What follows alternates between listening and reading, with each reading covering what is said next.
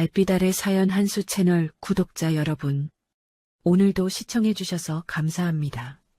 행복하고 즐거운 시간 되시길 바라며 오늘의 사연 시작하겠습니다.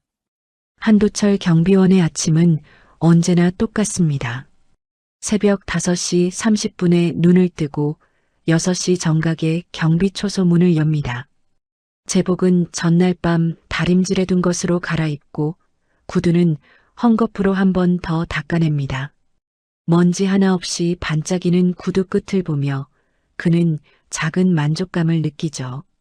70이 넘은 나이지만 허리는 여전히 곱고 걸음걸이엔 군인 특유의 절도가 남아 있습니다. 경비초소안은 깔끔하게 정돈되어 있었습니다. 책상 위엔 주민 명단이 가지런히 놓여 있고 벽에 걸린 시계는 정확히 6시를 가리키고 있었죠. 그는 의자에 앉기 전 바닥에 떨어진 먼지 하나를 주워 쓰레기통에 버렸습니다. 도철 할아버지, 안녕하세요. 7시가 되자 등교하는 아이들이 경비초소 앞을 지나가며 손을 흔듭니다.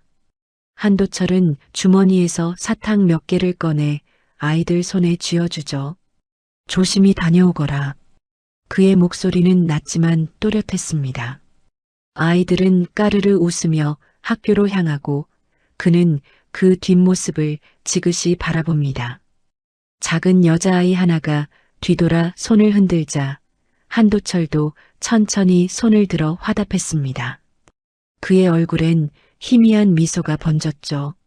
주민들도 그를 신뢰합니다. 도철 씨만 계시면 든든해요.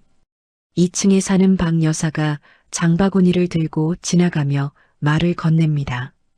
어제 택배 받아주셔서 감사했어요. 집에 없었는데 정말 다행이었죠.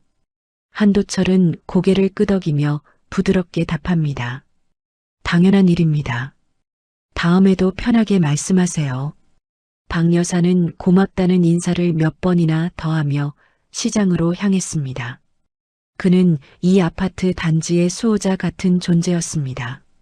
3년 전 이곳에 경비원으로 오고 나서 단 하루도 빠짐없이 자리를 지켰습니다.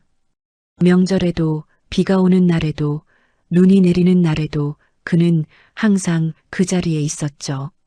그런데 오늘 아침은 달랐습니다. 8시쯤 되었을 때 단지 입구 소방차 진입로에 검은색 수입차 한 대가 비스듬히 주차되어 있는 것을 발견했습니다. 빨간색 진입금지 표시를 완전히 가로막고 있었죠. 차체는 반짝반짝 윤이 났고 번호판도 새 것처럼 깨끗했습니다. 새로 이사온 차량이 분명했습니다. 한도철은 천천히 차에 다가갔습니다. 차 안을 들여다보니 담배 냄새가 진하게 배어 있었고 조수석 바닥엔 소주병이 굴러다니고 있었습니다. 뒷좌석엔 명품 쇼핑백들이 어지럽게 널려 있었죠. 그는 경비초소로 돌아가 새로 이사온 호수를 확인했습니다. 503호. 어제 이사온 세입자라고 기록되어 있었습니다.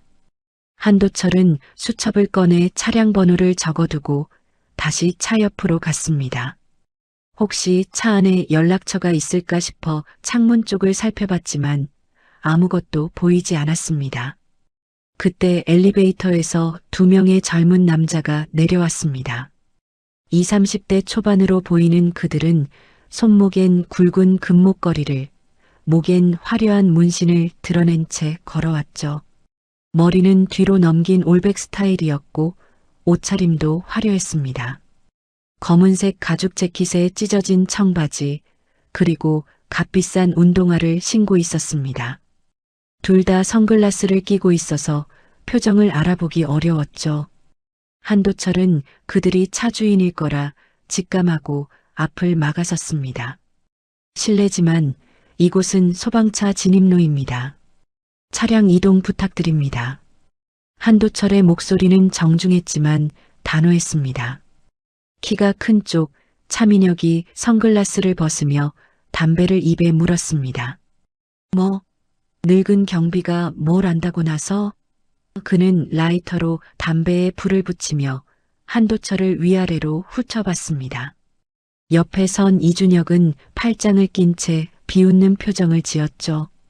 우리 여기 산다. 관리비 내면 왕이지, 안 그래? 민혁은 일부러 담배 연기를 한도철 얼굴 쪽으로 길게 뿜었습니다. 법으로 정해진 규칙입니다. 화재 발생 시 소방차가 진입하지 못하면 큰 피해로 이어질 수 있습니다. 한도철의 목소리는 여전히 조용했지만 단호함이 배어 있었습니다. 그의 눈빛은 흔들림이 없었죠. 민혁은 코웃음을 치며 한 걸음 더 다가왔습니다. 규칙? 법? 할아버지, 세상 물정 모르시네. 요즘 세상이 어떻게 돌아가는지 아세요? 그러고는 갑자기 손을 뻗어 한도철의 모자를 툭 쳤습니다. 모자가 땅에 떨어졌죠. 그 순간 시간이 멈춘 것 같았습니다. 등교하던 아이들이 그 장면을 보고 입을 벌린 채 멈춰 섰습니다. 주민 몇몇도 상황을 지켜보고 있었죠. 누군가는 핸드폰을 꺼내 들었고 누군가는 수군거리기 시작했습니다. 한도철은 천천히 허리를 숙여 모자를 주워 들었습니다. 무릎을 굽힐 때도 그의 등은 곧았습니다. 모자의 먼지를 손으로 털어내는 그의 손은 미세하게 떨리고 있었죠. 하지만 그는 아무 말도 하지 않았습니다. 모자를 다시 쓰고 난 뒤 그는 두 사람을 다시 바라보며 낮은 목소리로 말했습니다. 사람 사는 곳엔 지켜야 할 선이 있습니다.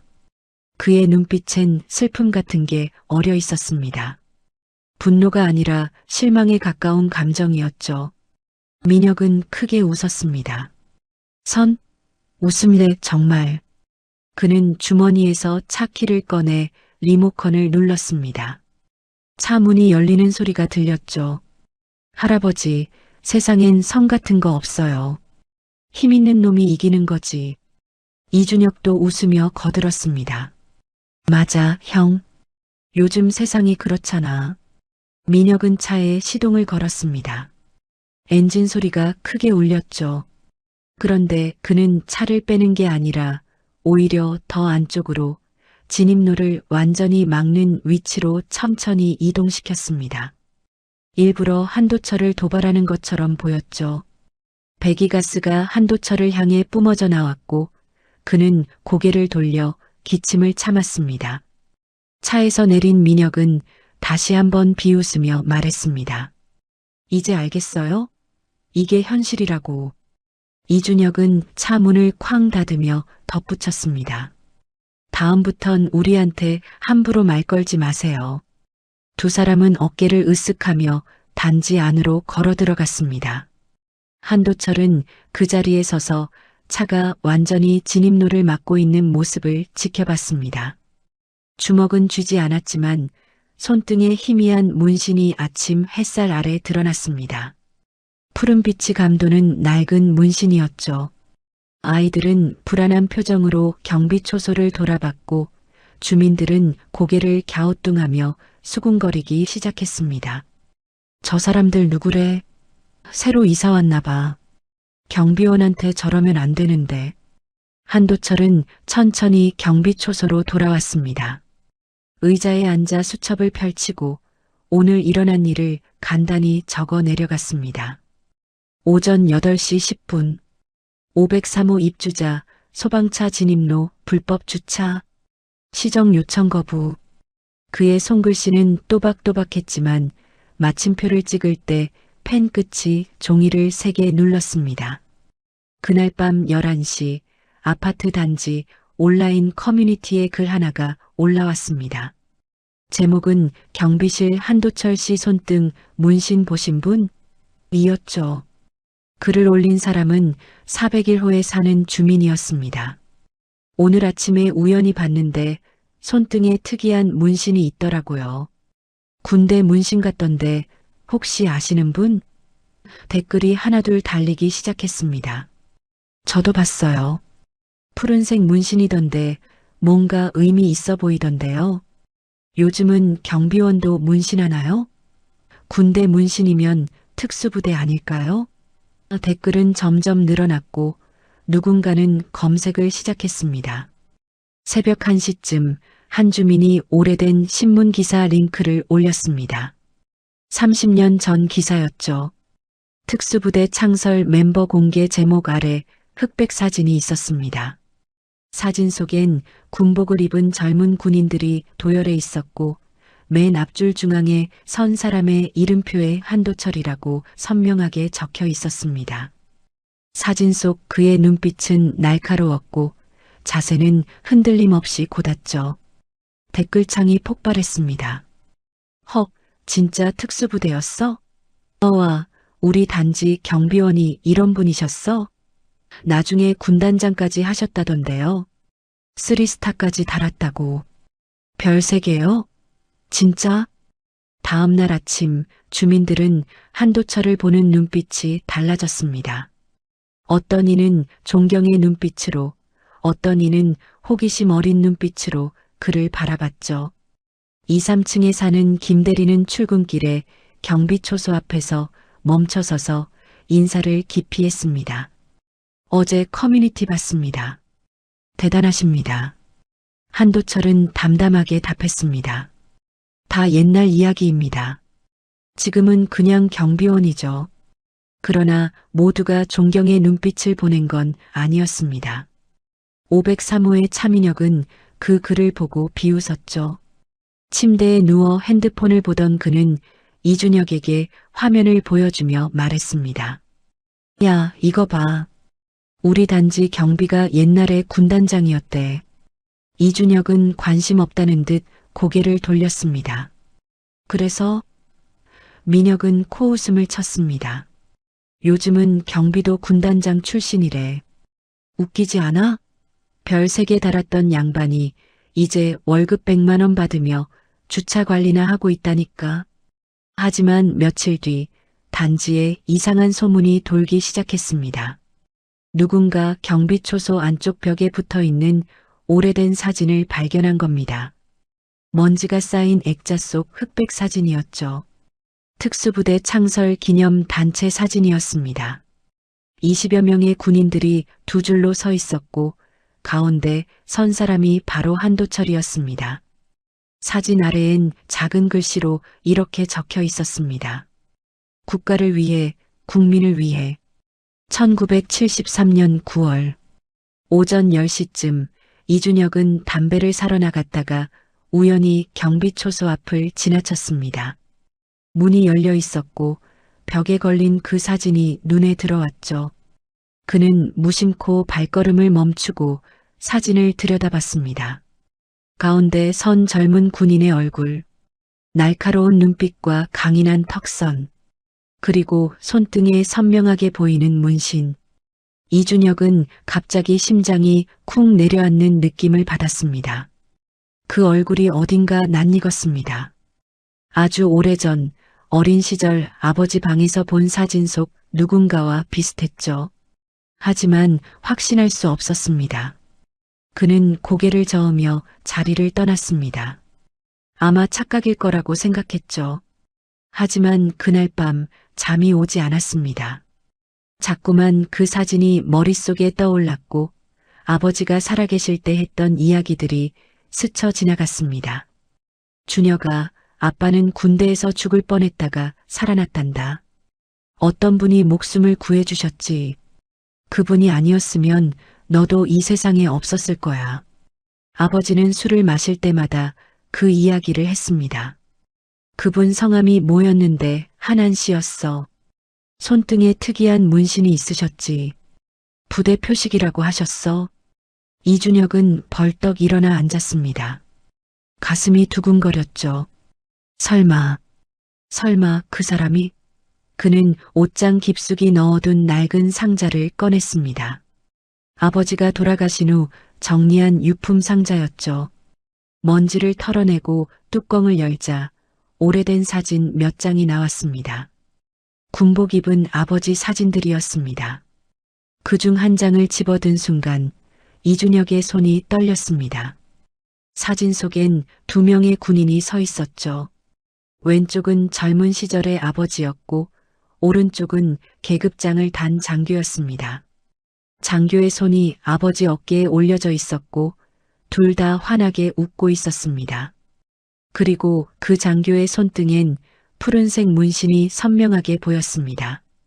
사진 뒷면을 뒤집어 보니 아버지의 필체로 이렇게 적혀 있었습니다. 은인 한도철 중령님과 함께 1984년 이준혁은 사진을 떨어뜨릴 뻔했습니다. 한도철, 그 이름이 맞았습니다. 경비초소에 있는 그 사람, 민혁과 자신이 모욕했던 그 노인이 바로 아버지의 생명의 은인이었던 겁니다.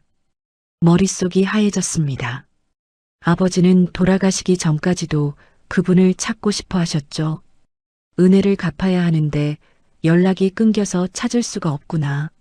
아버지는 늘 그렇게 말씀하셨습니다. 그리고 이준혁에게 당부했죠.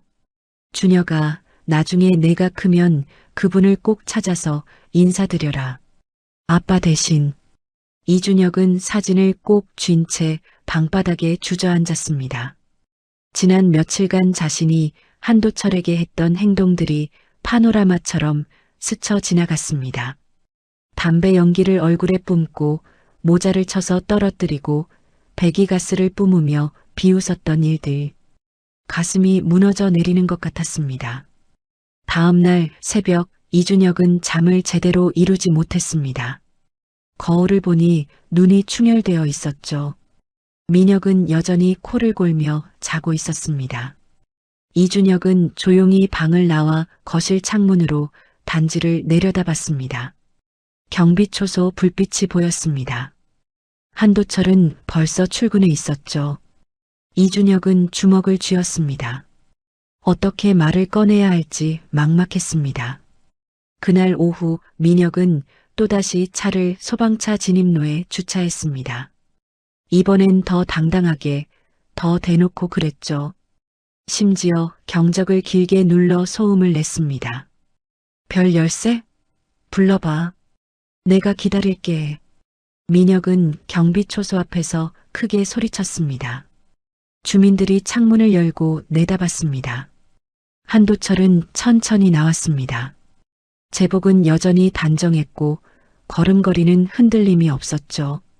차량 이동 부탁드립니다. 그의 목소리는 여전히 조용했습니다. 민혁은 비웃으며 한도철의 가슴을 손으로 밀쳤습니다. 한도철이 뒤로 비틀거렸고 제복 단추 하나가 떨어져 땅에 굴렀습니다.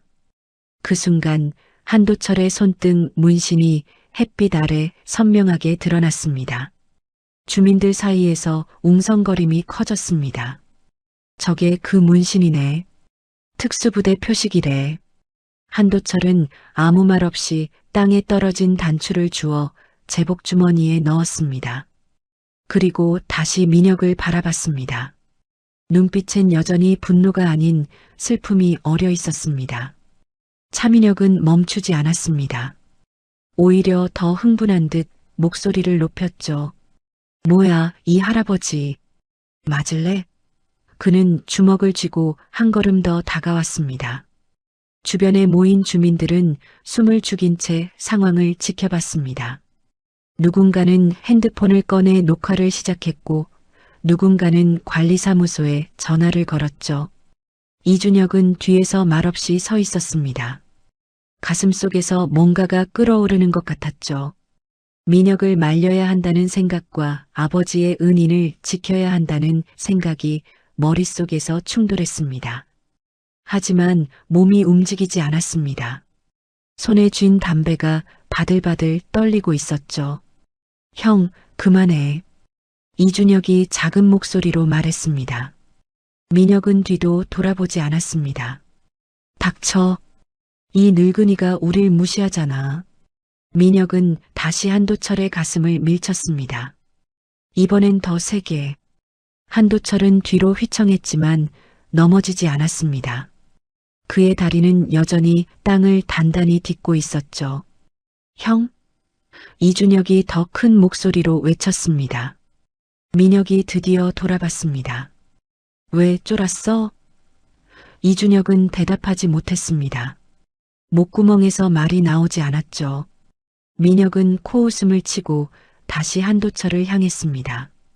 바로 그때 단지 입구 쪽에서 차 소리가 들렸습니다. 관리사무소 직원들이 달려오고 있었고 주민 대표 2명도 함께였습니다. 무슨 일입니까? 50대 중반의 주민 대표 최 회장이 숨을 헐떡이며 물었습니다. 민혁은 어깨를 으쓱하며 답했습니다. 별일 아닙니다. 경비원이 우릴 괴롭히길래 항의하는 중이죠. 최 회장은 한도철을 바라봤습니다. 한도철은 조용히 고개를 저었습니다. 제가 소방차 진입로 주차를 제지했을 뿐입니다. 그의 목소리는 여전히 흔들림이 없었죠. 최 회장은 민혁의 차를 보고 눈살을 찌푸렸습니다. 저기가 소방차 진입로입니다.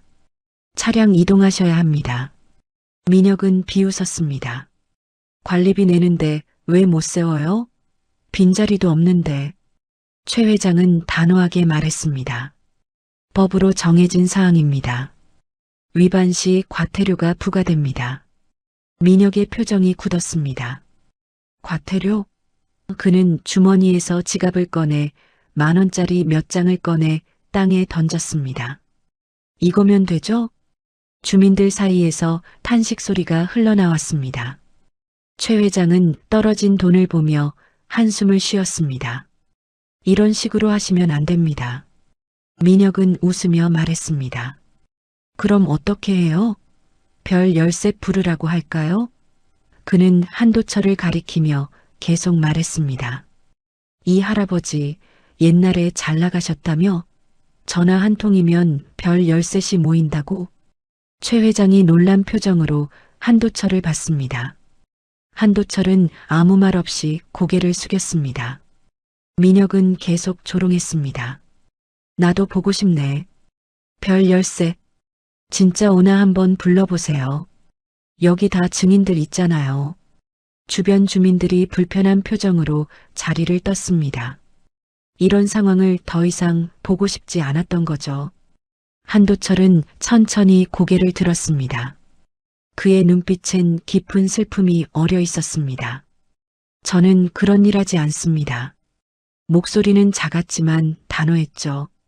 저는 이제 그냥 경비원입니다. 과거는 과거일 뿐입니다.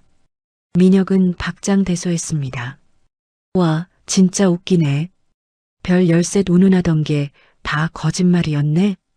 이준혁은 더 이상 참을 수 없었습니다. 주머니 속 아버지 사진이 손에 느껴졌죠. 그는 한 걸음 앞으로 나섰습니다. 형, 그만하자. 우리가 잘못했어.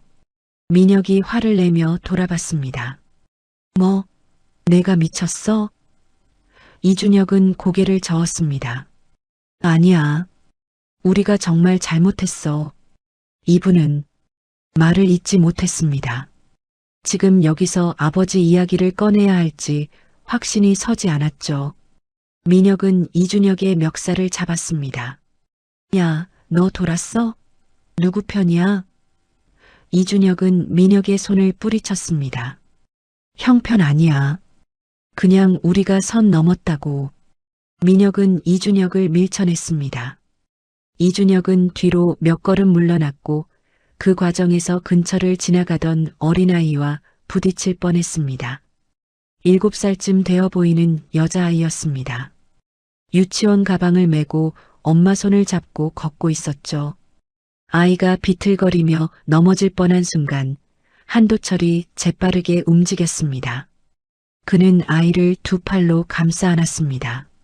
아이는 놀란 눈으로 한도철을 올려다봤고 한도철은 조용히 미소 지으며 말했습니다.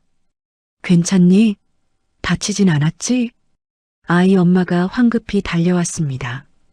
죄송합니다. 괜찮아요? 한도철은 고개를 끄덕이며 아이를 엄마에게 건넸습니다. 조심히 가세요. 아이 엄마는 민혁과 이준혁을 노려보며 아이를 데리고 떠났습니다. 주변 주민들의 눈빛이 차갑게 변했죠. 민혁은 그 광경을 보고 비웃었습니다. 나라 지키던 양반이 이제 애나 지켜? 그 말에 한도철의 눈빛이 미세하게 흔들렸습니다. 순간적으로 그의 머릿속에 오래된 기억이 스쳐 지나갔죠. 30년 전 폭우가 쏟아지던 어느 날 밤, 낙동강 근처 작전. 21살 어린 병사 하나가 급류에 휩쓸려 가던 모습. 그 병사를 구하려다 자신도 물에 빠졌던 순간 한도철은 눈을 감았습니다. 그때 그 병사의 얼굴이 또렷이 떠올랐습니다. 이씨성을 가진 병사였죠. 이병 계급장을 달고 있었고 아직 20살도 안 된 어린 나이였습니다. 폭우 속에서 그를 간신히 건져냈지만 다른 병사들은 구하지 못했습니다. 그날의 죄책감은 평생 한도철을 따라다녔죠. 나라를 지키는 것도 중요하지만 사람을 지키는 게 먼저입니다. 한도철이 조용히 말했습니다. 목소리는 작았지만 무게가 실려 있었죠. 나라는 사람이 모여 만드는 겁니다. 사람 하나하나가 소중한 이유입니다. 민혁은 코웃음을 쳤지만 더 이상 말을 잇지 못했습니다. 이준혁은 한도철의 얼굴을 지그시 바라봤습니다. 그 순간 확신했습니다. 이 사람이 맞다고. 아버지가 평생 찾고 싶어 하셨던 그 은인이 바로 눈앞에 있는 거라고. 이준혁의 눈가가 뜨거워졌습니다. 주먹을 꽉 쥐었지만 여전히 말을 꺼낼 용기가 나지 않았죠. 최 회장이 한숨을 쉬며 말했습니다. 503호 입주자분들, 차량 이동 안 하시면 관리사무소에서 조치를 취하겠습니다. 민혁은 어깨를 으쓱하며 차 쪽으로 걸어갔습니다. 알았어요, 알았어. 옮기면 되잖아요. 하지만 그는 차에 타지 않고 그냥 서서 담배를 꺼내 물었습니다. 이동할 생각이 없다는 뜻이었죠. 한도철은 조용히 경비초소로 돌아갔습니다. 의자에 앉아 떨어진 단추를 꺼내 손바닥 위에 올려놓았습니다. 단추는 작았지만 무게가 느껴졌습니다. 그는 서랍에서 바늘과 실을 꺼냈습니다. 제복의 단추를 다시 달기 위해서였죠. 바늘에 실을 깨면서 그의 손이 미세하게 떨렸습니다. 그날 밤 이준혁은 잠을 이룰 수 없었습니다. 침대에 누워 천장만 바라보고 있었죠. 옆방에서는 민혁의 코 고는 소리가 들렸습니다. 이준혁은 베개 밑에 숨겨둔 아버지 사진을 꺼내 다시 한번 들여다봤습니다. 희미한 휴대폰 불빛 아래서도 사진 속 두 사람의 미소가 선명하게 보였습니다. 아버지, 제가 뭘 해야 할까요? 이준혁은 속으로 중얼거렸습니다. 아버지가 돌아가신 지 벌써 5년이 지났습니다. 암 선고를 받고 6개월 만에 세상을 떠나셨죠. 마지막까지도 아버지는 한도철을 찾고 싶어 하셨습니다. 준혁아, 그분을 꼭 찾아서 인사드려라. 내가 이렇게 살아서 너를 낳을 수 있었던 건 다 그분 덕분이다. 이준혁은 사진을 가슴에 꽉 안았습니다. 눈물이 흘러내렸습니다. 지난 며칠간 자신이 저지른 일들이 너무나 부끄러웠죠. 아버지의 생명의 은인에게 담배 연기를 뿜고 모자를 떨어뜨리고 모욕을 준 것. 이준혁은 이불을 뒤집어 쓰고 소리 없이 울었습니다. 새벽 4시 이준혁은 일어나 옷을 입었습니다. 조용히 현관문을 열고 나섰습니다. 복도는 고요했고 비상구 표시등만 희미하게 빛나고 있었죠. 그는 엘리베이터를 타고 1층으로 내려갔습니다. 경비초소 쪽으로 걸어가면서 가슴이 두근거렸습니다. 경비초소 불은 켜져 있었습니다. 유리창 너머로 한도철이 책상에 앉아 뭔가를 적고 있는 모습이 보였죠. 이준혁은 몇 번이나 문을 두드릴까 말까 망설였습니다. 손을 들었다 내렸다를 반복했죠. 그러다 결국 용기를 내어 문을 톡톡 두드렸습니다. 한도철이 고개를 들었습니다. 안경을 쓴 모습이었는데 이준혁은 그런 모습을 처음 봤습니다. 한도철은 안경을 벗고 천천히 일어나 문을 열었습니다. 무슨 일인가? 목소리는 차갑지도 따뜻하지도 않았습니다. 그저 담담했죠. 이준혁은 입을 열었지만 말이 나오지 않았습니다. 목구멍이 메어왔습니다. 한도철은 이준혁을 잠시 바라보다 안으로 들어오라는 손짓을 했습니다. 들어오게. 밖은 추우니까. 이준혁은 고개를 숙이고 경비초소 안으로 들어갔습니다. 경비초소 안은 생각보다 깔끔했습니다. 책상 위엔 업무 일지가 펼쳐져 있었고 한쪽 벽엔 주민 명단이 가지런히 정리되어 있었죠. 작은 전기포트에선 물 끓는 소리가 들렸습니다. 한도철은 종이컵 2개를 꺼내 따뜻한 물을 부어 이준혁에게 건넸습니다. 마시게. 새벽인데 몸을 녹여야지. 이준혁은 떨리는 손으로 종이컵을 받았습니다. 따뜻한 온기가 손바닥으로 전해졌죠. 한도철은 자신도 물 한 잔을 들고 의자에 앉았습니다. 할 말이 있는 것 같은데 천천히 해도 되네. 그의 목소리엔 여유가 있었습니다. 이준혁은 주머니에서 아버지 사진을 꺼냈습니다. 혹시 30년 전 낙동 작전 기억하십니까? 이준혁의 목소리는 떨렸습니다.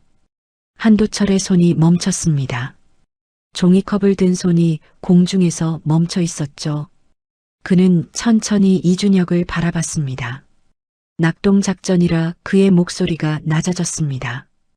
이준혁은 사진을 한도철에게 내밀었습니다. 이 사진 속 사람이 제 아버지입니다. 이진수라는 이름이었습니다. 한도철은 사진을 받아들고 한참 동안 들여다봤습니다. 손이 미세하게 떨렸습니다. 이 병사가 자네 아버지였나? 네. 아버지는 평생 당신을 찾고 싶어 하셨습니다. 이준혁의 목소리가 갈라졌습니다. 폭우 속에서 물에 빠졌을 때 중령님이 직접 뛰어들어 구해주셨다고 하셨습니다. 아버지는 그날 일을 평생 잊지 못하셨어요. 한도철은 사진을 내려놓고 눈을 감았습니다. 깊은 한숨이 흘러나왔죠. 그날 밤은 내 인생에서 가장 긴 밤이었네. 한도철이 천천히 말을 이었습니다. 폭우가 쏟아지고 강물이 범람했지. 우리 부대는 다리를 건너야 했는데 급류가 너무 거셌어. 자네 아버지가 다리 중간쯤에서 발을 헛디뎠지. 순식간에 물에 휩쓸려 갔어. 한도철은 눈을 뜨고 창밖을 바라봤습니다. 나는 본능적으로 뛰어들었네. 군인으로서가 아니라 그냥 사람으로서. 어린 병사가 죽는 걸 볼 수 없었어. 그의 목소리엔 깊은 감정이 담겨 있었습니다. 간신히 자네 아버지를 붙잡았지. 하지만 다른 2명은 못 구했어. 이준혁은 눈물을 닦았습니다. 아버지는 그 이야기를 할 때마다 우셨습니다. 자신 때문에 다른 분들이 돌아가셨다고, 그리고 중령님께 평생 빚을 졌다고 하셨어요. 한도철은 고개를 저었습니다. 빚이라니. 나는 그저 내 임무를 했을 뿐이네. 아니십니다. 이준혁의 목소리가 커졌습니다. 아버지가 살아서 저를 낳을 수 있었던 건 중령님 덕분입니다.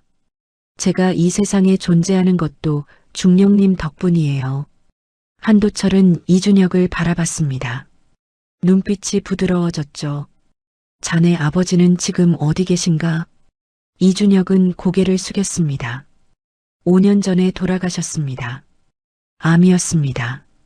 한도철의 얼굴이 굳었습니다. 그랬구만. 그는 한참 동안 말이 없었습니다. 경비초소 안은 고요했습니다. 벽시계의 초침 소리만 째깍째깍 울렸죠.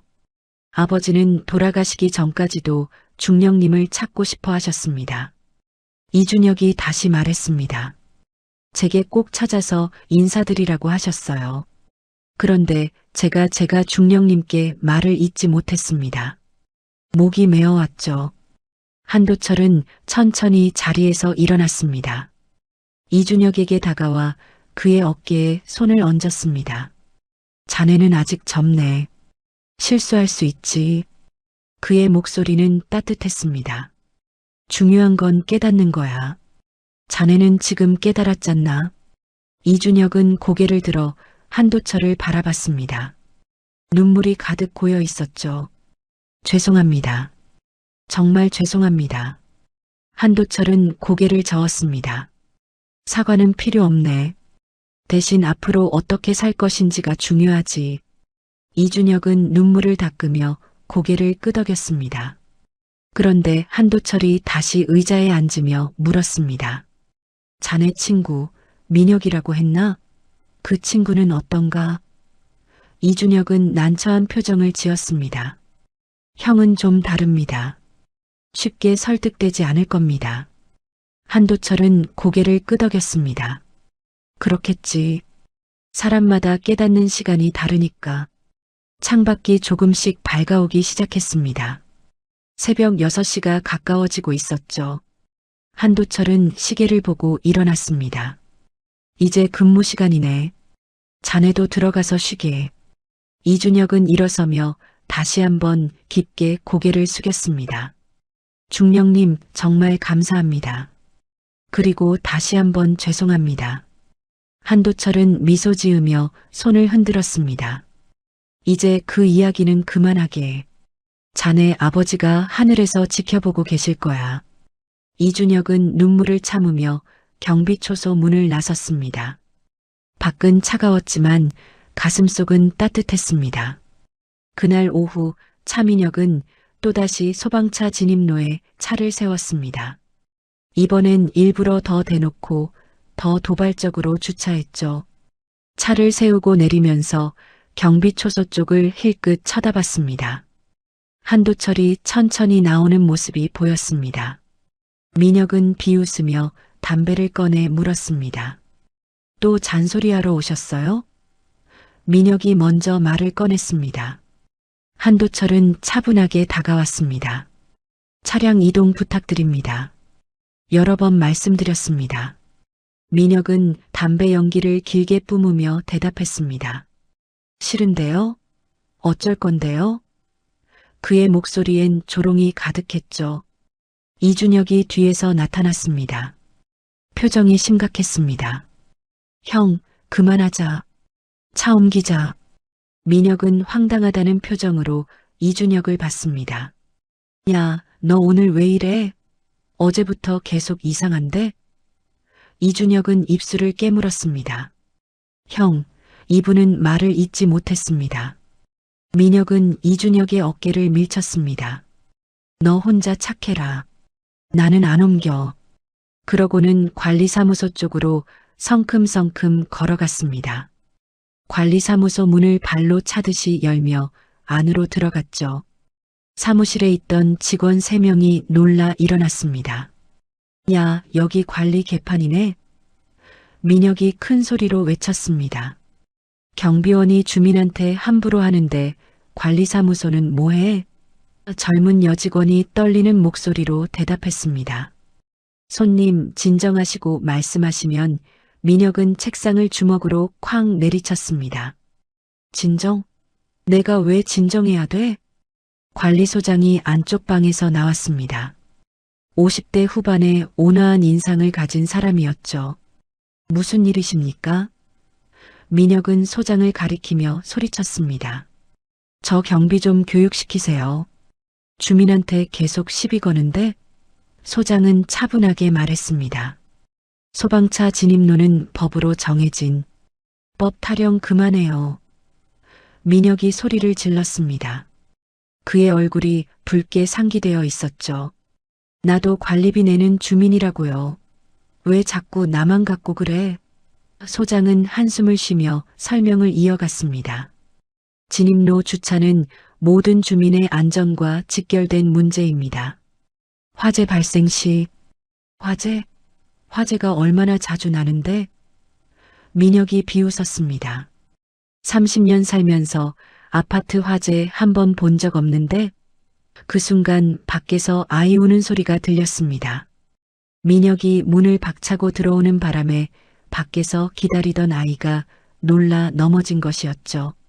이준혁이 황급히 아이를 일으켜 세웠습니다. 괜찮아? 다치지 않았지? 아이는 울음을 터뜨렸고 옆에 있던 엄마가 달려왔습니다. 우리 애한테 뭐 하는 거예요? 이준영은 고개를 숙였습니다. 죄송합니다. 저희가 실수했습니다. 엄마는 아이를 안아들고 노려보며 자리를 떠났습니다.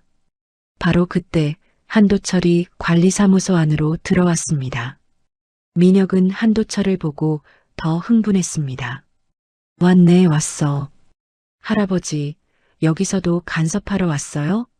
한도철은 아무 말 없이 민혁과 소장 사이에 섰습니다. 제가 처리하겠습니다. 소장에게 조용히 말했죠. 민혁은 비웃으며 한도철의 가슴을 손가락으로 찔렀습니다. 처리? 뭘 어떻게 처리할 건데? 한도철은 움직이지 않았습니다.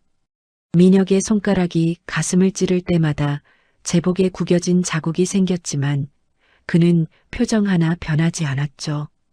진정하시고 이야기합시다. 진정? 내가 왜 진정해? 민혁이 목소리를 더 높였습니다.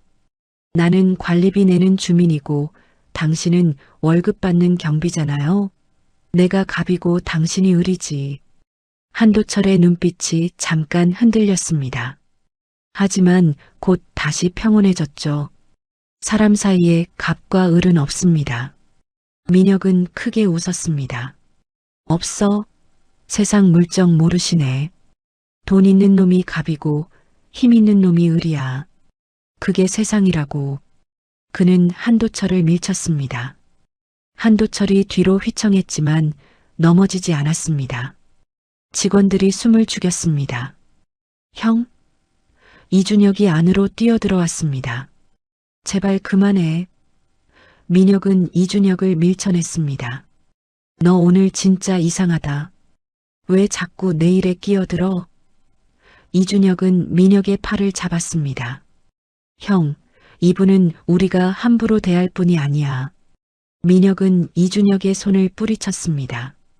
뭐, 무슨 소리야? 이준혁은 한도철을 바라봤습니다. 한도철은 작게 고개를 저었습니다. 아직 때가 아니라는 뜻이었죠. 이준혁은 입을 다물었습니다. 민혁은 둘의 눈빛 교환을 보고 더 화가 났습니다. 야, 너희 뭐야? 무슨 비밀이라도 있어? 민혁이 의심스러운 눈빛으로 물었습니다. 이준혁은 대답하지 못했습니다. 민혁은 비웃으며 다시 한도철을 밀쳤습니다. 이번엔 더 세게. 한도철이 뒤로 크게 비틀거렸고 벽에 등을 부딪혔습니다. 벽에 걸려있던 소화기가 떨어져 바닥에 쿵 하고 부딪혔죠. 소장과 직원들이 황급히 나섰습니다. 손님, 이러시면 안 됩니다. 민혁은 손을 휘저으며 그들을 밀어냈습니다. 다들 비켜요. 관리사무소는 순식간에 아수라장이 되었습니다. 의자가 넘어지고 서류가 바닥에 흩어졌죠. 그 순간 밖에서 차 소리가 들렸습니다. 여러 대의 차가 동시에 멈추는 소리였습니다. 사무실 안의 모든 사람이 창문 쪽을 바라봤습니다.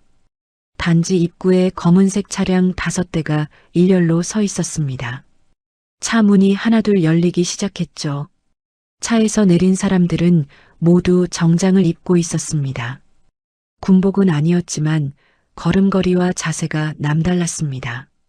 등이 곱고 시선은 정면을 향하고 있었죠. 모두 40대에서 50대 사이로 보였습니다. 13명이었습니다. 그들은 관리사무소 쪽으로 걸어왔습니다. 발소리가 일정한 박자로 땅을 울렸습니다. 민혁은 창문으로 그 광경을 보고 얼굴이 하얘졌습니다. 저 사람들은? 이준혁도 놀란 표정으로 밖을 바라봤습니다. 자신이 전화한 사람들이었지만 이렇게 많이 올 줄은 몰랐죠. 맨 앞에 선 사람이 관리사무소 문을 열었습니다.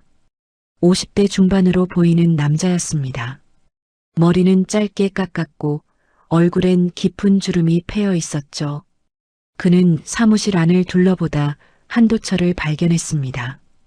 그의 눈빛이 부드러워졌습니다. 형님, 그가 조용히 말했습니다. 뒤따라 들어온 사람들도 일제히 한도철을 바라봤습니다. 그들은 경례하지 않았습니다. 대신 깊게 고개를 숙였죠. 한도철은 놀란 표정으로 그들을 바라봤습니다. 너희들 왜 여기 온 거야? 맨 앞에 남자가 대답했습니다. 형님이 곤란한 상황에 계시다는 연락을 받았습니다. 한도철은 고개를 저었습니다. 내가 부른 게 아니다. 누가 그는 이준혁을 바라봤습니다. 이준혁은 고개를 숙였습니다. 제가 전화했습니다. 죄송합니다. 한도철은 한숨을 쉬었습니다. 이럴 필요 없는데 남자는 고개를 저었습니다. 형님, 우리는 형님께 빚진 사람들입니다. 형님이 우리를 훈련시키고 가르치고 지켜주셨습니다. 뒤에 선 사람들도 고개를 끄덕였습니다. 민혁은 벽에 등을 기댄 채 떨고 있었습니다. 다리에 힘이 풀려 주저앉을 것 같았죠. 이게 진짜였어? 그의 목소리는 겨우 들릴 정도로 작았습니다. 별 13. 전설처럼 들렸던 그 이야기가 눈앞에서 현실이 되고 있었습니다. 관리사무소 안은 고요했습니다. 13명의 남자들이 한도철을 중심으로 반원을 그리며 서 있었고 민혁은 벽에 기댄 채 그 광경을 넋 놓고 바라보고 있었죠. 소장과 직원들도 숨소리조차 내지 못한 채 상황을 지켜봤습니다. 시간이 멈춘 것 같았습니다. 형님, 호출하셨습니까? 맨 앞에 선 남자가 다시 한번 물었습니다.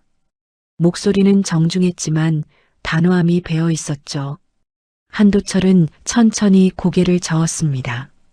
아니다. 내가 부른 게 아니야. 그의 목소리엔 당혹감이 묻어났습니다.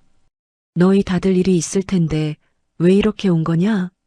남자는 미소를 지었습니다. 형님 일이 우리 일보다 중요합니다. 뒤에 선 사람들도 고개를 끄덕였습니다. 그들의 눈빛엔 존경과 충성이 가득했죠. 한도철은 난처한 표정으로 그들을 돌아봤습니다. 이건 그냥 사소한 일이다. 너희가 나설 일이 아니야. 형님께 손을 댄 건 사소한 일이 아닙니다. 옆에 서 있던 다른 남자가 말했습니다. 40대 후반으로 보이는 그는 목소리가 낮고 묵직했습니다. 형님이 우리를 키웠습니다. 우리가 오늘 여기 서 있을 수 있는 건 형님 덕분입니다. 다른 이들도 동의한다는 표정으로 고개를 끄덕였습니다. 민혁은 떨리는 목소리로 물었습니다. 당신들 다 누구예요? 맨 앞에 남자가 민혁을 바라봤습니다. 눈빛이 차가웠습니다. 우리는 형님 밑에서 훈련받은 사람들입니다. 형님이 특수부대를 창설하셨을 때부터 군단장으로 계실 때까지 모셨습니다. 그의 말투는 담담했지만 무게가 실려 있었죠. 지금은 각자 다른 일을 하고 있습니다. 다른 남자가 덧붙였습니다. 기업 임원도 있고 사업가도 있고 공무원도 있습니다. 하지만 우리는 모두 형님의 제자입니다. 형님이 부르시면 언제든 달려올 준비가 되어 있습니다. 민혁의 얼굴은 더욱 창백해졌습니다. 한도철은 한숨을 쉬며 의자를 일으켜 세웠습니다. 바닥에 흩어진 서류들을 주워 모으기 시작했죠. 다들 돌아가라. 여긴 내가 처리할 수 있어. 하지만 아무도 움직이지 않았습니다. 맨 앞에 남자가 무릎을 꿇고 서류를 줍기 시작했고 다른 이들도 따라했습니다. 형님, 저희가 돕겠습니다. 그들은 질서정연하게 사무실을 정리하기 시작했습니다. 넘어진 의자를 세우고 서류를 정돈하고 떨어진 소화기를 제자리에 걸었습니다. 몇 분도 안 되어 사무실은 원래대로 돌아왔죠. 소장과 직원들은 그저 넋 놓고 그 광경을 바라볼 뿐이었습니다. 정리가 끝나자 남자들은 다시 한도철 앞에 섰습니다. 맨 앞에 남자가 말했습니다. 형님, 이 사람에 대해서는 어떻게 하시겠습니까? 그는 민혁을 가리켰습니다. 민혁은 벽에 등을 붙인 채 온몸이 떨리고 있었죠. 얼굴은 땀으로 범벅이 되어 있었습니다. 한도철은 고개를 저었습니다. 아무것도 하지 마라. 이 친구도 그냥 젊어서 혈기가 넘칠 뿐이야. 민혁은 한도철의 말을 듣고 놀란 표정을 지었습니다. 자신에게 손을 대고 모욕을 준 사람인데도 한도철은 그를 감싸고 있었던 것이죠. 가슴속에서 뭔가가 무너지는 느낌이 들었습니다. 형님, 하지만 남자가 말을 이으려 하자 한도철이 손을 들어 제지했습니다. 됐다. 나는 이제 군인이 아니야. 그냥 경비원일 뿐이다. 너희도 각자 삶이 있잖니. 돌아가서 내일이나 잘해. 한도철의 목소리는 단호했습니다. 남자들은 서로를 쳐다봤지만 아무도 말하지 않았습니다. 이준혁이 앞으로 나섰습니다. 중령님, 제가 전화한 건 형님 때문이었습니다. 그는 민혁을 가리켰습니다. 형이 계속 중령님께 무례하게 굴어서 저는 그냥 중령님을 지키고 싶었습니다. 한도철은 이준혁의 어깨에 손을 얹었습니다. 고맙네. 하지만 이제 됐어. 민혁은 천천히 입을 열었습니다. 저는 목소리가 떨렸습니다. 진짜 몰랐어요. 정말로 이런 분인 줄 몰랐습니다. 한도철은 민혁을 바라봤습니다. 내가 어떤 사람인지는 중요하지 않아. 중요한 건 사람을 대하는 내 마음이지. 민혁은 그 말을 듣고 고개를 떨구었습니다. 맨 앞에 남자가 한도철에게 다가왔습니다. 형님, 정말 아무것도 안 하셔도 되겠습니까? 한도철은 고개를 끄덕였습니다. 그래. 이 친구들도 배울 거야. 사람은 실수하면서 잘하는 법이니까. 남자는 깊게 한숨을 쉬고 뒤로 물러섰습니다. 그럼 저희는 이만 물러가겠습니다. 남자가 말했습니다. 그는 한도철에게 깊게 고개를 숙였습니다. 형님, 언제든 필요하시면 연락 주십시오. 저희는 항상 대기하고 있습니다. 다른 이들도 일제히 고개를 숙였습니다. 한도철은 손을 흔들며 말했습니다. 알았어. 이제 가봐. 가족들이 기다릴 거야. 13명의 남자들은 질서정연하게 사무실을 나갔습니다. 발소리가 복도에 울려 퍼졌고 곧 차 시동 거는 소리가 들렸습니다. 차량들이 하나둘 단지를 빠져나갔고 곧 고요함이 돌아왔습니다. 사무실 안에는 한도철, 민혁, 이준혁, 그리고 관리소장과 직원들만 남았습니다. 민혁은 여전히 벽에 기댄 채 서 있었습니다. 다리에 힘이 풀려 제대로 서 있기도 힘들었죠. 온몸에서 식은땀이 흘러내렸습니다. 한도철은 민혁에게 다가가 의자를 권했습니다. 앉게. 얼굴이 안 좋아 보이는구만. 민혁은 떨리는 다리로 의자에 앉았습니다. 한도철은 물 한 컵을 따라 민혁에게 건넸습니다. 마시게. 진정하고. 민혁은 떨리는 손으로 컵을 받았습니다. 물을 마시는 손이 계속 떨렸죠. 한도철은 민혁 옆 의자에 앉았습니다. 두 사람 사이에 침묵이 흘렀습니다. 내가 구한 건 나라였지 자존심은 아니었소. 한도철이 조용히 말했습니다. 민혁은 고개를 들어 한도철을 바라봤습니다. 저 사람들도 마찬가지야. 그들은 나를 따르는 게 아니라 우리가 함께 지켰던 가치를 따르는 거지. 한도철의 목소리는 부드러웠지만 무게가 있었습니다. 자네가 나를 어떻게 대했든 그건 중요하지 않아. 한도철이 계속 말했습니다. 중요한 건 앞으로 어떻게 살 것인지야. 사람은 누구나 실수를 해. 하지만 그 실수에서 배우는 사람만이 성장하지. 민혁의 눈가가 붉어졌습니다. 지금까지 자신이 얼마나 오만했는지 깨닫게 되었죠. 이준혁이 민혁 옆에 섰습니다. 형, 미안해. 내가 진작 말했어야 했는데. 민혁은 고개를 저었습니다. 아니야. 내 잘못이 아니야. 내가 너무 교만했어. 그의 목소리가 갈라졌습니다. 평생 처음으로 자신의 잘못을 인정하는 순간이었습니다. 한도철은 자리에서 일어났습니다. 이제 다 끝났어. 자네들도 돌아가서 쉬게. 민혁은 벌떡 일어나 한도철 앞에 섰습니다. 그리고 천천히, 아주 천천히 무릎을 꿇었습니다. 사무실 안에 모든 사람이 숨을 죽였습니다. 죄송합니다. 민혁의 목소리가 떨렸습니다. 제가 정말 잘못했습니다. 눈물이 뺨을 타고 흘러내렸습니다. 한도철은 민혁의 팔을 잡아 일으켰습니다. 일어나게. 무릎 꿇을 필요 없어.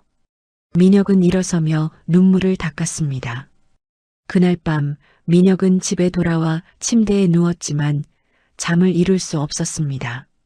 천장만 멍하니 바라보고 있었죠. 오늘 일어난 일들이 계속해서 머릿속을 맴돌았습니다.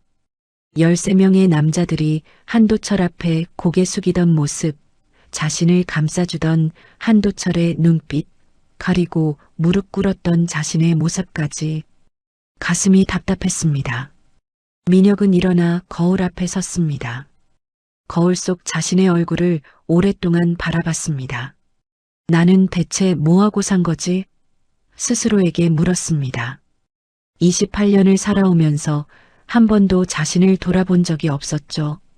그저 힘으로, 돈으로, 주먹으로 세상을 살아왔습니다. 그게 옳은 줄 알았습니다. 하지만 오늘 한도철을 보며 깨달았습니다. 진짜 강한 사람은 따로 있다는 것을. 주먹을 휘두르지 않아도, 목소리를 높이지 않아도 사람들이 자연스럽게 고개 숙이는 사람. 그게 진정한 강함이라는 것을 민혁은 거울 속 자신에게 말했습니다. 바꿔야 해. 이대로는 안 돼. 다음 날 아침 7시 민혁은 평소보다 일찍 일어났습니다. 세수를 하고 깔끔하게 옷을 입었습니다. 거울을 보니 낯선 자신의 모습이 보였죠. 민혁은 이준혁을 깨웠습니다. 준혁아, 일어나. 이준혁은 눈을 비비며 일어났습니다. 형, 왜 이렇게 일찍? 차 옮기러 가야지. 민혁이 담담하게 말했습니다. 이준혁은 놀란 표정을 지었습니다. 진짜? 민혁은 고개를 끄덕였습니다. 늦었지만 지금이라도 해야지. 두 사람은 함께 밖으로 나갔습니다. 아침 공기가 차갑고 상쾌했습니다. 소방차 진입로에 세워져 있던 검은색 수입차가 여전히 그 자리에 있었습니다. 민혁은 차 키를 꺼내 시동을 걸었습니다. 천천히 차를 후진시켜 정해진 주차 구역으로 이동했습니다. 라인에 맞춰 정확하게 주차했죠. 차에서 내려 주차 상태를 확인했습니다. 삐뚤어지지 않았는지, 다른 차에 방해가 되지 않는지 꼼꼼히 살폈습니다. 형, 완벽해. 이준혁이 엄지를 치켜 세웠습니다. 민혁은 미소 지었습니다. 이제부터는 이렇게 해야지. 두 사람은 경비 초소 쪽으로 걸어갔습니다. 한도철이 초소 밖에서 단지 입구를 점검하고 있었습니다. 낙엽 몇 개를 빗자루로 쓸고 있었죠. 중령님. 이준혁이 먼저 인사했습니다. 한도철은 고개를 들어 두 사람을 바라봤습니다. 아침부터 웬일인가? 민혁은 한 걸음 앞으로 나섰습니다. 차 옮겼습니다. 앞으로는 규칙 지키겠습니다. 한도철은 고개를 끄덕였습니다. 잘했네. 민혁은 주머니에서 뭔가를 꺼냈습니다. 접힌 종이였습니다. 이것도 드리고 싶습니다. 한도철은 종이를 받아 펼쳤습니다. 손으로 쓴 사과문이었습니다. 민혁의 서툰 글씨로 빼곡하게 적혀 있었죠. 제가 잘못했습니다. 무례하게 굴어서 죄송합니다. 앞으로는 사람을 존중하며 살겠습니다. 한도철은 종이를 천천히 접었습니다. 고맙네. 하지만 이건 나한테 주는 게 아니라 자네 자신한테 주는 약속이야. 민혁은 고개를 끄덕였습니다. 알겠습니다. 한도철은 종이를 민혁에게 돌려줬습니다. 이건 자네가 가지고 있게. 힘들 때마다 꺼내보면서 초심을 잃지 말게. 민혁은 종이를 다시 받아 소중히 주머니에 넣었습니다. 이준혁이 옆에서 말했습니다. 중령님, 저희가 단지 청소 같은 거 도와드릴까요? 한도철은 손을 저었습니다. 괜찮아. 이건 내일이니까. 자네들은 자네들 할 일 하면 돼. 아닙니다. 민혁이 단호하게 말했습니다. 저희가 하고 싶어서 하는 겁니다. 배우고 싶습니다. 중령님처럼 사는 방법을요. 한도철은 두 사람을 번갈아 바라봤습니다. 그들의 눈빛이 진지했습니다. 한도철은 잠시 생각하다 고개를 끄덕였습니다. 그럼 저기 낙엽 좀 쓸어줄래? 두 사람은 기쁜 표정으로 빗자루를 들었습니다. 단지 곳곳에 떨어진 낙엽을 쓸기 시작했죠. 처음엔 서툴렀지만 점점 익숙해졌습니다. 한도철은 그들의 모습을 지켜보며 작은 미소를 지었습니다. 천천히 해. 급하게 하면 낙엽이 날아가. 아침 8시쯤 등교하는 아이들이 단지를 지나갔습니다. 아이들은 민혁과 이준혁이 청소하는 모습을 보고 놀란 표정을 지었습니다. 아저씨들이 청소해요? 한 아이가 물었습니다. 민혁은 환하게 웃으며 답했습니다. 응, 도철 할아버지 도와드리는 중이야. 아이들은 신기한 듯 바라보다 학교로 향했습니다. 주민들도 하나둘 나와 출근 준비를 했습니다. 2층에 사는 박 여사가 민혁과 이준혁을 보고 놀랐습니다. 어머, 젊은 사람들이 대견하네요. 민혁은 고개를 숙여 인사했습니다. 안녕하세요. 박 여사는 흐뭇한 표정으로 자리를 떠났습니다. 청소를 마치고 나니 9시가 넘었습니다. 민혁과 이준혁은 땀을 닦으며 경비초소로 돌아왔습니다. 한도철이 따뜻한 보리차를 건넸습니다. 수고했네. 두 사람은 감사하다며 차를 받아 마셨습니다. 목이 타들어가는 것 같았지만 마음은 이상하게 편안했습니다. 중령님, 민혁이 조심스럽게 말을 꺼냈습니다. 질문 하나 해도 될까요? 한도철은 고개를 끄덕였습니다. 뭔데? 민혁은 잠시 망설이다 물었습니다. 어떻게 하면 중령님처럼 살 수 있을까요? 사람들이 존경하는 사람이 되려면 뭘 해야 할까요? 한도철은 잠시 생각했습니다. 창밖을 바라보며 천천히 입을 열었습니다. 특별한 건 없어. 그냥 매일매일 작은 일을 성실하게 하는 거지. 아침마다 제복을 단정하게 입고 주민들에게 먼저 인사하고 아이들에게 친절하게 대하고 그런 작은 일들이 쌓여서 사람을 만드는 거야. 작은 일들이요? 민혁이 되물었습니다. 한도철은 고개를 끄덕였습니다. 그래. 거창한 건 필요 없어. 남을 배려하고 약속을 지키고 규칙을 따르고 그게 전부야. 별 13시 모인 건 내가 대단해서가 아니라 그들과 함께했던 시간 동안 그런 작은 것들을 함께 지켰기 때문이지. 이준혁이 고개를 끄덕였습니다. 중령님 말씀 명심하겠습니다. 민혁도 진지한 표정으로 말했습니다. 저도 앞으로 그렇게 살겠습니다. 작은 일부터 성실하게. 한도철은 두 사람의 어깨를 가볍게 두드렸습니다. 잘 생각했네.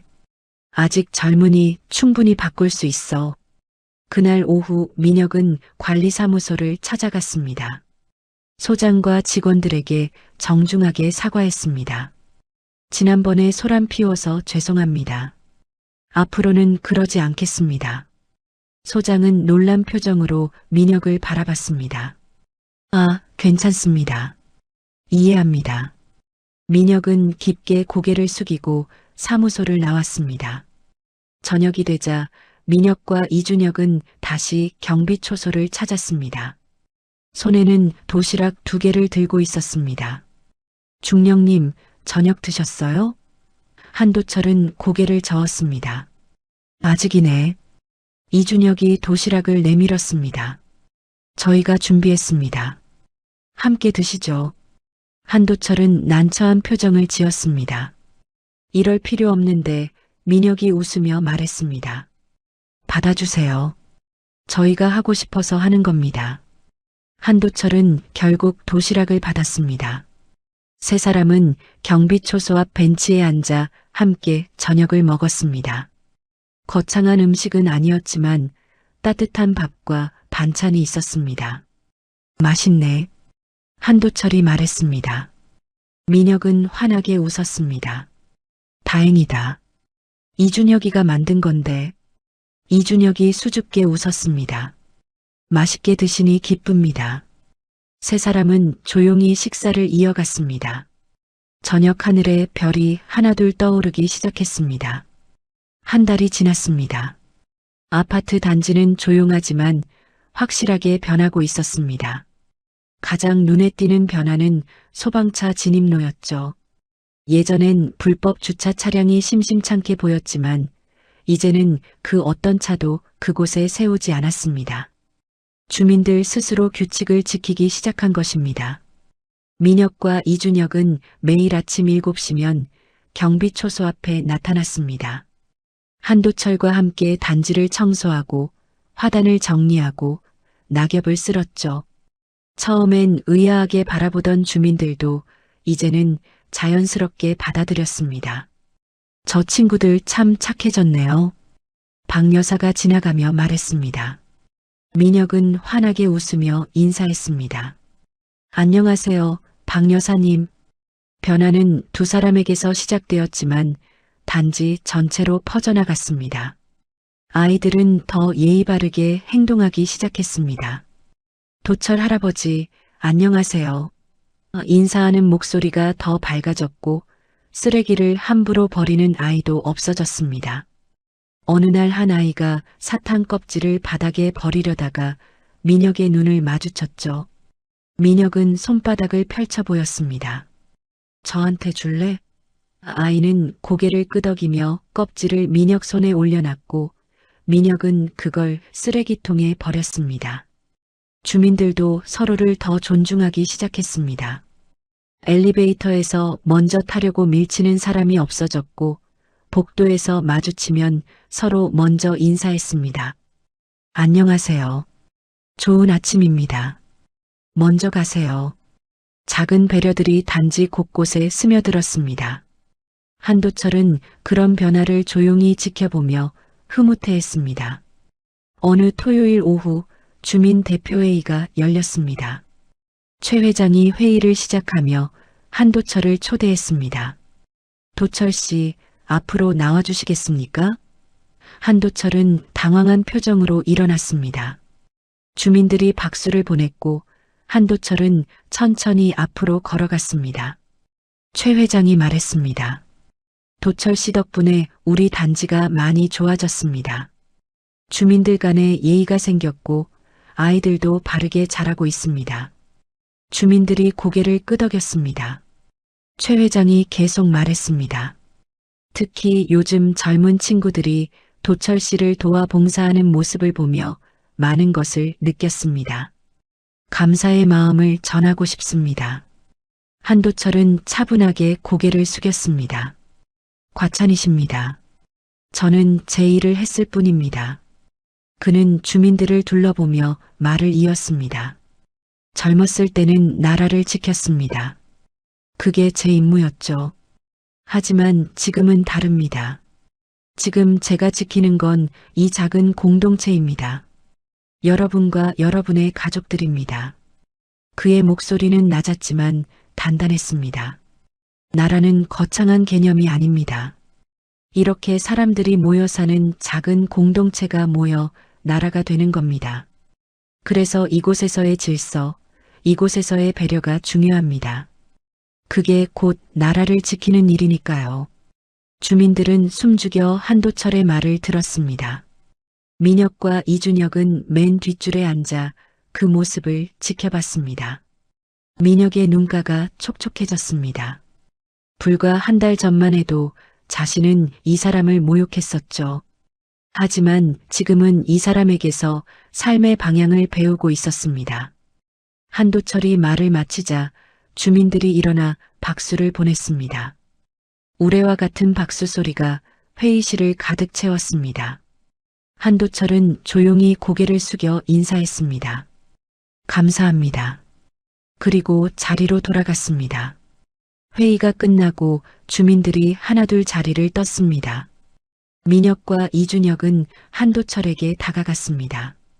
중령님 멋있으셨습니다. 이준혁이 말했습니다. 한도철은 손사래를 쳤습니다. 뭐가 멋있어? 그냥 평소에 생각하던 걸 말했을 뿐이지. 민혁이 조심스럽게 물었습니다. 중령님, 저희가 물어봐도 될까요? 평생 군인으로 사셨는데 지금 경비 일을 하시면서 힘들진 않으세요? 한도철은 잠시 생각하다 대답했습니다. 힘들지 않아. 오히려 보람 있지. 보람이요? 이준혁이 되물었습니다. 한도철은 창밖을 바라보며 말했습니다. 군인일 때는 나라를 지킨다는 사명감으로 살았어. 그게 내 전부였지. 하지만 은퇴하고 나니 허전했어. 내가 뭘 위해 사는지 몰랐거든. 그의 목소리에 회한이 묻어났습니다. 그런데 여기서 경비 일을 시작하고 나서 깨달았지. 사람을 지키는 게 곧 나라를 지키는 거라는 걸. 한도철이 두 사람을 바라봤습니다. 아이들이 안전하게 등교하는 것, 주민들이 편안하게 집에 들어오는 것, 그런 작은 일상들을 지키는 게 얼마나 중요한지 알게 됐어. 민혁은 고개를 끄덕였습니다. 저도 이제 알 것 같습니다. 대단한 일을 하는 게 중요한 게 아니라 작은 일을 성실하게 하는 게 중요하다는 거요. 한도철은 미소 지었습니다. 그래, 바로 그거야. 자네가 이해했구만. 해가 저물어 갔습니다. 저녁 6시 한도철은 경비초소 앞에 서서 단지를 둘러봤습니다. 귀가하는 주민들이 하나둘 들어왔습니다. 도철 씨 수고하세요. 안녕하세요 경비원님. 인사소리가 끊이지 않았습니다. 한도철은 매번 정중하게 답례했습니다. 민혁과 이준혁은 저녁 청소를 하고 있었습니다. 낮 동안 쌓인 먼지를 쓸고 화단에 물을 주고 현관 유리창을 닦았습니다. 한도철이 다가왔습니다. 오늘은 이만하고 들어가게. 많이 했어. 두 사람은 고개를 저었습니다. 아직 조금 남았습니다. 마저 할게요. 한도철은 두 사람의 모습을 지켜보며 생각했습니다. 불과 한 달 전만 해도 이 친구들은 방황하고 있었죠. 무례하고 오만하고 세상을 잘못 살고 있었습니다. 하지만 지금은 달랐습니다. 땀 흘리며 일하는 모습이 건강해 보였고 사람들에게 인사하는 태도가 겸손해졌습니다. 사람은 변할 수 있구나. 한도철은 속으로 중얼거렸습니다. 나이가 아니라 마음먹기에 달린 거야. 그는 흐뭇한 미소를 지으며 경비초소로 돌아갔습니다. 책상에 앉아 오늘의 업무 일지를 작성하기 시작했습니다. 날씨 맑음, 특이사항 없음, 주민들 평온함. 간단한 문장들이었지만 그 안에는 깊은 의미가 담겨 있었습니다. 평온함. 그것이야말로 한도철이 평생 지키고 싶었던 가치였습니다.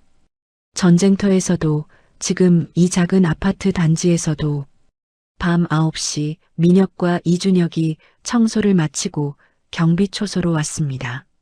중령님 다 끝났습니다. 한도철은 고개를 끄덕였습니다. 수고했네. 이제 들어가서 쉬게. 민혁이 물었습니다. 내일 또 와도 될까요?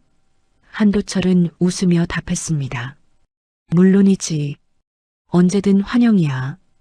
두 사람은 인사하고 집으로 향했습니다.